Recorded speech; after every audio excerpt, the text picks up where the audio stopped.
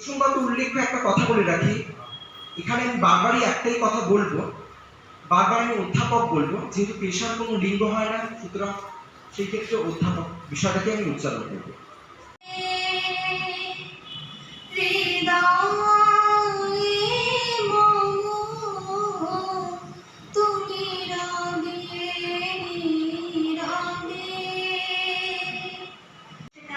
কলেজে প্রথম ঢোকার আমি আমাদের সময় এইচএসসি এক্সাম হয়, তো সেজন্য আমার নাম্বারও তেমন ভালো আসে।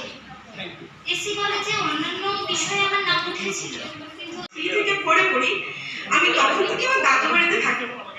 আমি একটা কাগজে লিখেছিলাম I love my mother and teachers. সেই কাগজটা আমি দুয়ারে প্রস্তুতকারী বেলাতে প্রহর, হেমন্তের রুদ্রক্রমে ফুটেছে প্রহর, জনশূন্য পল্লী পথে ধুলে উড়ে যায় মধ্যাহ্ন বাতাসে স্নিগ্ধ অসত্যের ছায়া, ক্লান্ত বিদ্যুৎ ভিখারিণী জীর্ণ বস্ত্রপাতি ঘুমায়ে পড়েছে। আজকের বক্তব্য সেটা নয়, তবে আলোচনার ক্ষেত্রে বিষয়টি প্রাসঙ্গিক।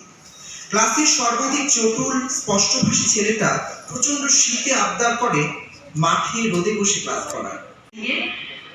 এতক্ষণ বেশ ভালোই লাগছিল এই অনুষ্ঠানটা শুনতে, এটাই চললে ভালো হতো, কারণ তোমরা জানো যে এই আমাদের ন্যাকের কাজের সুবাদে কিছু ফিডব্যাক তোমাদের নেওয়া হচ্ছে, যেটা হয়তো একটা তেজও কাজ, মানে আমাদের কলেজের স্বার্থে।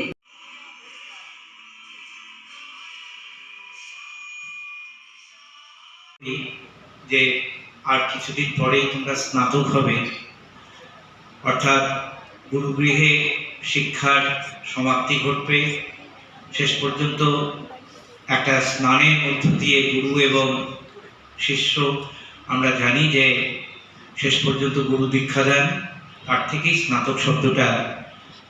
তো অনলাইন ক্লাসে ফার্স্ট প্রথম বসে মেসেজ করলেন গ্রুপে যে এরকম সন্ধ্যাবেলা সব স্যার ম্যাডামদের সাথে পরিচয় হবে। তুমি রমশান স্কুল ছুটির হুজমিরার রূপকথার পায়রাদের গল্প বল, বন্ধু চল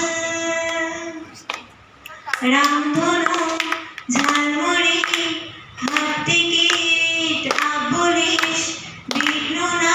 দুর্ভাগ্যবশত কথাটা বললাম, যদিও অধ্যাপক হিসেবে আমি খুব একটা ভালো অধ্যাপক হব না আমি জানি, যদিও দুর্ভাগ্যবশত আমি অধ্যাপক হই, তবে আমি আদিরা যেভাবে কপালকুণ্ডলা উপন্যাসের কাপালিক চরিত্র বুঝিয়েছেন সেইভাবে আমি বোঝাবো। তারা আমাদের খানিকটা পক্ষপাতিত্ব পেয়েছে, এবং এটা আমি ডক্টর ভট্টাচার্যের সঙ্গে সহমত যে সেই পক্ষপাতিত্বটা তোমরা নিজের গুণে অর্জন করেছো। একটা জিনিস যেটা হয়েছে সেটা হচ্ছে এই ব্যাচটাকে দেখার সাথে সাথে বিশেষত আমি আমার ছাত্র জীবনে ফিরে ফিরে গিয়েছি। আমার ছাত্র জীবনের যে শেষতম ভাগ, যেটা আমার বিশ্ববিদ্যালয়ের এত ভালোবাসা দিয়ে আমি কাউকে ধুলো তুলতে দেখি, সিঁড়ি নয়, যেন জননীর ত্বক থেকে ধুলো তুলছে। এভাবে কেউ সিঁড়ি থেকে ধুলো মুছতে পারে আমি কোথাও দেখিনি। স্থিতপ্রজ্ঞ মহারাজকে জিজ্ঞাসা করলাম, এ ছেলে দুটি কে? মহারাজ মৃদু হেসে বললেন, একজন নিউক্লিয়ার ফিজিসিস্ট, আর একজন IBM এর 6 লাখ টাকার চাকরি ছেড়ে এখানে এসেছে, সিঁড়ি ধরে এসেছে। এটা শুরু, নতুন কিছু শুরু। তাই আমি মনে করি না যে এই কলেজের সঙ্গে আমার কোনো যোগাযোগ বিচ্ছিন্ন হচ্ছে, আগেও কোনোদিন বিচ্ছিন্ন হবে বলেও আমি মনে করছি না। কোনো না কোনোভাবে, কোনো না কোনো অস্তিত্বে, কোনো না কোনো অণু পরমাণুতে ঋষভ হয়তো থাকবে এই কলেজটা, এটুকু আমার বিশ্বাস আছে। কতটা সফল হবে আমি জানি না, আমার দিক থেকে আমি সফল বলেই মনে করি। ছোট থেকে আমার মনের মধ্যে কেমন একটা বিতৃষ্ণার ভাব জন্মায়। আমার ধারণা ছিল কলেজ একটা অত্যন্ত নীরস জায়গা, এবং সেখানে প্রফেসর, ওরে বাবা, তারা তো বাঘসিংহ না হোক, অন্তত হিটলার ধরনের কিছু তো হবেনি। এক অচ্ছেদ্য বন্ধনে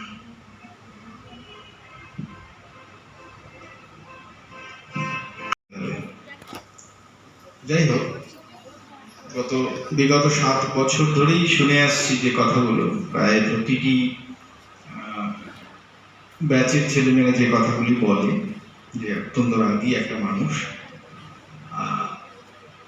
আমরা শিক্ষকেরা, প্রতিটি শিক্ষক শিক্ষিকারা, আমরা যারা আছি, আমরা সত্যি অপেক্ষা করি, আমরা নিজেদের মধ্যেও কথা বলি যে এবছরের এই ব্যাচের ছেলেমেয়েরা ভালো, বা ভালো তো সবাই, মানে এরা একটু ঠিক আছে, পড়াশোনা করছে না, কারণ আমি কলেজে পড়ার কোনো ইচ্ছে ছিল না। তারপর দেখলাম যে না, কলেজে অনেক ভালো দিক আছে, অনেক ভালো ভালো সিনিয়রদের সঙ্গে কথা হলো। আনন্দচন্দ্র কলেজের নাম তোমাদের মুখে মুখে আরো ছড়া, সবাই এসে বলল তোমার ছাত্র বলছিল, এটাই আমাদের একটা বড় পাওয়া। ঠিক আছে, সবাই ভালো থেকো। মানে ভালোবাসার জায়গা করে নিয়েছো তোমাদের নিজ গুণে। তোমাদের কথা সবসময় মনে থাকবে, আমাদেরও মনে থাকবে, আশা করি তোমাদেরও মনে থাকবে। আর এরপরেও তোমরা যোগাযোগ রেখো। ছাত্রছাত্রীদের সাথে আমাদের আন্তরিক একটা সম্পর্ক তৈরি হয়েছিল, তৈরি হয়েছিল না, থাকবে সারা জীবন, সেটাই আমরা আশা করি।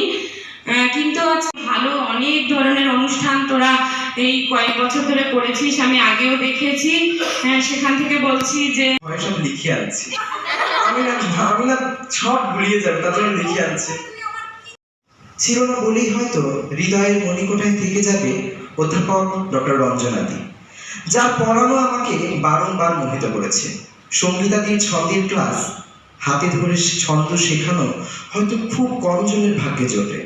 আবিরাদির কপালকুণ্ডলের তান্ত্রিক চরিত্রের ইতিবাচকতা আমাকে মুগ্ধ করেছে বহুবার। প্রসাদবাবুর বলা সুজাতা যেন আরো জীবন্ত হয়ে উঠেছে মহাশ্বেতার রচনায়। সুজাতা ও ব্রতির সম্পর্কের রসায়ন তিনি সাহিত্যে বুঝিয়েছেন সুনিপুণ দক্ষতায়। চন্দ্রিমাদির মাতৃসুলভ আচরণ সত্যি প্রশংসনীয়। বিজনবাবুর অনবদ্য সৃষ্টি নবান্ন যেন তার বোঝানোর নব প্রাণ পেয়েছে। বিশ্বজিৎ স্যারের ক্লাসে পল্লী সমাজ উপন্যাসের বিশেষরূপে তিনি যেন ভিন্ন আঙ্গিকে উপস্থাপন করেছেন। লোকসাহিত্যে পট, ছোট বকুলপুরের যাত্রীর ইস্তাহার সুনিপুণ বর্ণনা করেছেন অভিলাষ স্যার। রূপ সংশোধন, সংলাপ রচনা, ব্যবহারিক বিষয় হাতে কলমে করিয়েছেন তিনি হলেন জুইদি।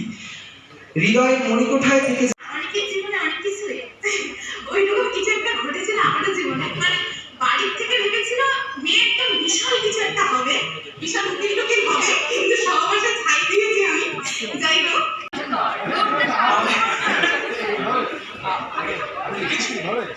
ছবি তুলতাম।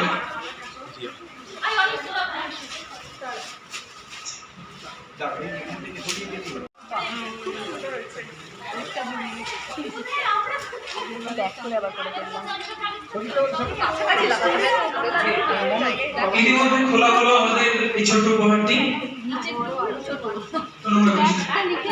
ব্যাচটা লিখে দিলে না?